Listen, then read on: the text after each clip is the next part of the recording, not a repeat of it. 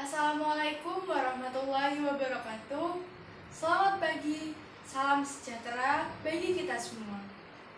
Yang terhormat Bapak Kepala Sekolah SMP Negeri 6 Surabaya, yang terhormat Bapak Ibu Guru, penguji ujian praktik mata pelajaran Bahasa Indonesia, dan juga teman-teman sekalian yang saya sayangi. Marilah kita panjatkan puji dan syukur atas kehadiran Tuhan Yang Maha Esa, di mana atas berkat dan karunia-Nya, pada saat ini saya dapat melakukan video ujian praktik dengan keadaan yang baik. Saya harap Bapak Ibu Guru, juga teman-teman sekalian, juga dalam keadaan yang baik sama seperti saya.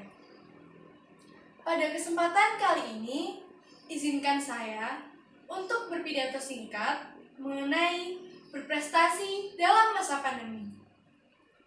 Pandemi COVID-19 ini yang mulai hadir pada akhir tahun 2019 lalu dan mulai masuk ke Indonesia pada awal 2020 lalu tentunya menimbulkan kepanikan serta kekhawatiran dalam benak setiap masyarakat dunia. Karena bagaimana tidak, pandemi ini telah merubah seluruh tatanan hidup masyarakat dalam berbagai aspek. Seperti contoh, pedagang kaki lima yang menggantungkan hidupnya pada hasil jualannya terpaksa untuk memutar otak agar tetap bertahan hidup dengan masa pandemi ini yang penuh dengan keterbatasan. Dan juga diberlakukannya peraturan-peraturan baru seperti pembatasan sosial berskala besar yang kita sebut dengan PSBB dan juga jam malam.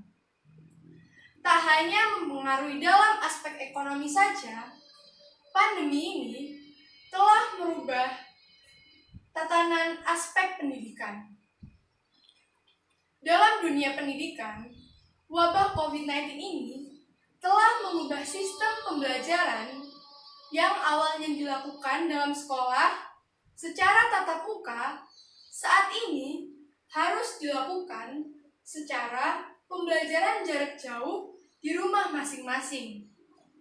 Tak hanya itu, seperti penilaian akhir semester, masa pengenalan lingkungan sekolah atau MPLS, rapot online, bahkan wisuda juga harus dilakukan dalam keterbatasan dalam masa pandemi ini.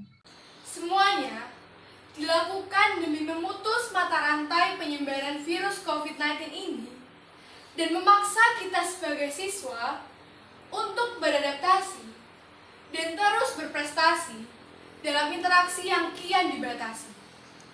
Belum lagi adanya tekanan dari orang tua, guru, juga lingkungan sekitar yang memaksa kita untuk tetap berprestasi dan mempertahankan apa yang telah kita dapat dari pembelajaran yang sebelumnya. Dan tentunya, kita sebagai siswa tidak dapat menolak tekanan tersebut. Yang kita bisa yaitu terus menggali potensi yang kita punya, juga terus memaksimalkan apa yang kita bisa demi meraih prestasi.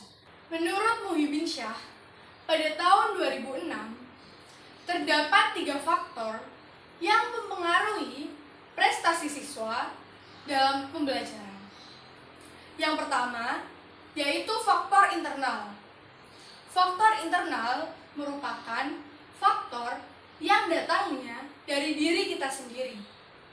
Seperti contoh, minat, bakat, semangat, dan tujuan kita dalam melakukan pembelajaran. Tentunya, faktor ini merupakan faktor yang sangat fundamental, karena faktor ini merupakan apa yang kita lakukan ke depannya. Kemudian, faktor yang kedua, yaitu faktor eksternal. Faktor eksternal merupakan hal-hal yang ada di sekeliling kita, seperti bagaimana lingkungan, orang tua, dan juga guru mendukung kita dan menunjang dalam proses pembelajaran. Tanpa adanya itu, tentunya kita tidak dapat melakukan proses pembelajaran dengan baik. Dan kemudian, yang terakhir yaitu faktor pendekatan pembelajaran atau approach to learning. Faktor ini yaitu menggunakan sistem atau metode yang kita lakukan dalam memahami materi-materi dan juga pembelajaran yang diberikan oleh guru. Teman-teman sekalian, dari beberapa faktor yang telah saya paparkan tadi, dapat kita simpulkan bahwa kesuksesan kita dalam belajar di masa pandemi ini ditentukan oleh diri kita sendiri.